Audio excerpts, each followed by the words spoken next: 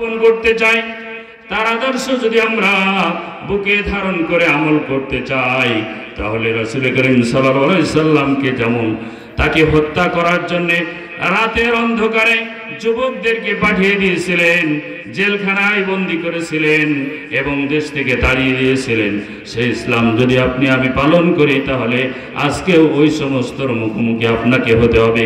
এই জন্যই প্রিয় উপস্থিতি, আমরা যতভাবে আল্লাহকে ভয় করার নীতি অবলম্বন করতে পারি, সামনে রমজান মাস এসে গেছে, যেভাবে রোজা পালন করলে আমাদের ভেতরে আল্লাহর ভয় সৃষ্টি হবে, আমরা যেন সেভাবে রোজা রাখার প্রস্তুতি নিতে পারি।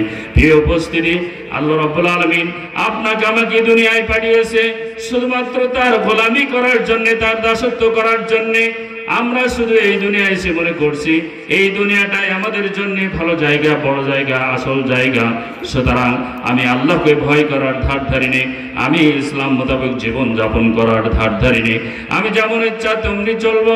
কিন্তু প্রিয় উপস্থিতি, আপনি একটু ভেবে দেখুন, আজ থেকে ১৫০০ বছর আগে আবু জেহেল ছিল, আবু উতবা, সাইবা, মুগিরা এবং রাসূল করিম সাল্লাল্লাহু আলাইহি সাল্লাম ছিলেন, তার সাথীরাও ছিলেন। তারা কতদিন ওই রাষ্ট্র পরিচালনা করেছিল, কতদিন বাড়াবাড়ি করেছিল। আর যারা ইসলামের পক্ষে ছিল, তারাই বা কতদিন এই দুনিয়ায় আল্লাহর দ্বীনের পক্ষে অবলম্বন করেছিল, আল্লাহর দ্বীনকে ধারণ করে জীবন যাপন করেছিল মাত্র কয়েকটা দিন। প্রিয় উপস্থিতি, আমাদেরকেও তার থেকে বেশি সময় আল্লাহ রাব্বুল আলামিন দিবেন না। সুতরাং এই দুনিয়া থেকে যদি যেতেই হয়, তাহলে আল্লাহ রাব্বুল আলামিনের সামনে আমাদেরকে অবশ্যই দাঁড়াতে হবে এবং ইচ্ছায় হোক আর অনিচ্ছায় আমার জীবনের সমস্ত হিসাব আল্লাহ রাব্বুল আলামিনের কাছে দিতে হবে। এই হিসাব দিতে আমার সময় লাগবে কতদিন? আমার 50 এবং 60 বছর, 70 অথবা 100 বছর জীবন যাপন করলাম, এই জীবনের হিসাব দিতে আমার সময় লাগবে কিয়ামতের ময়দানে। ওই দিনটা কত সময় হবে আমরা তো সকলেই অবগত আছি না? আমরা আলেম ওলামাদের কাছ থেকে শুনেছি কিয়ামতের দিনটাই সত্য সংক্ষিপ্ত জীবনের হিসাব দিতে আমার সময় লাগবে 50,000 বছর। প্রিয় উপস্থিতি, ওই সময় কেবলমাত্র 7 শ্রেণীর মানুষ আল্লাহর ওই আযাব থেকে, 50,000 বছরের ওই সময় থেকে তারা হেফাজত হবে, নিষ্কৃতি পেয়ে যাবে। আল্লাহ রাব্বুল আলামিন তাদেরকে আরশে আজিমে ছায়া দেবেন, স্থান করে দেবেন। ওরা বুঝতেই পারবে না যা বাইরে কি হয়ে যাচ্ছে।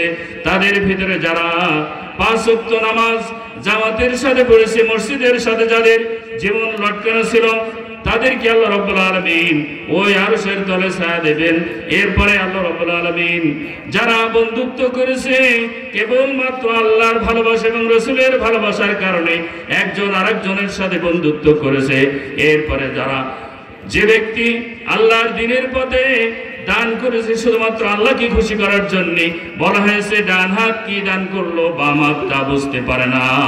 এরপরে বলা হয়েছে ওই যুবক, যেই ব্যক্তি নির্জনে নিভৃতে আল্লাহর জাহান্নামের ভয়তে চোখের পানি ছেড়ে যেই ব্যক্তি কান্না কাটা করেছে, আল্লাহ রাব্বুল আলামিন তাকে আরশের তলে ছায়া দেবেন। ওই যুবককে আল্লাহ রাব্বুল আলামিন আরশের তলে স্থান করে দেবেন। যেই যুবক কোন সম্ভ্রান্ত নরমণি তাকে জিনার প্রস্তাব দিয়েছে, অথচ সে বলেছে আমি আল্লাহ রাব্বুল আলামিনকে ভয় করি, সুতরাং এই অপকর্ম থেকে যে ব্যক্তি ফিরে থেকেছে, ওই কয়েকটা ব্যক্তিকে আল্লাহ রাব্বুল আলামিন জাহান্নামের শাস্তি থেকে বাঁচিয়ে দেবেন। প্রিয় উপস্থিতি, সময় হয়ে গেছে। আমি বিনয়ের সাথে বলতে চাই যে আমাদের আল্লাহর ভয় অন্তঃকরণের ভিতরে বদ্ধমূল করতে হবে। যার ভিতরে আল্লাহর ভয় আছে, গোপনে পাপ করার সুযোগ কি আছে? আল্লাহ সমস্ত জায়গায় দেখেন। যদি এই ভয়টা আমরা করতে পারি, আল্লাহ রাব্বুল আলামিন সমস্ত সমস্যার সমাধান করার ক্ষমতা আমার ভিতর থেকে আল্লাহ দিয়ে দেবেন। তারপরে কি করবেন? আমার জীবনের যত ত্রুটি আছে, এই ত্রুটিগুলো শুধু মাফ করে দেবেন না, ত্রুটিগুলো আমার সওয়াব বানিয়ে আল্লাহ রাব্বুল আলামিন আমার জীবনের গুনাহগুলো মাফ করে জান্নাতে যাওয়ার ব্যবস্থা করে দেবেন। প্রিয় উপস্থিতি, আসুন সকল ক্ষেত্রের জন্য আল্লাহর ভয় আমরা রাখতে পারি, তাহলে আল্লাহ রাব্বুল আলামিন, আমি সংক্ষিপ্তভাবে যে কথাগুলো রাখলাম, আল্লাহ যেন আমি সহ আপনাদের সকলকে আমল করার তৌফিক দান করেন। আমা তৌফিক ইল্লা বিল্লাহ। আসসালামু আলাইকুম ওয়া রাহমাতুল্লাহি ওয়া বারাকাতুহু।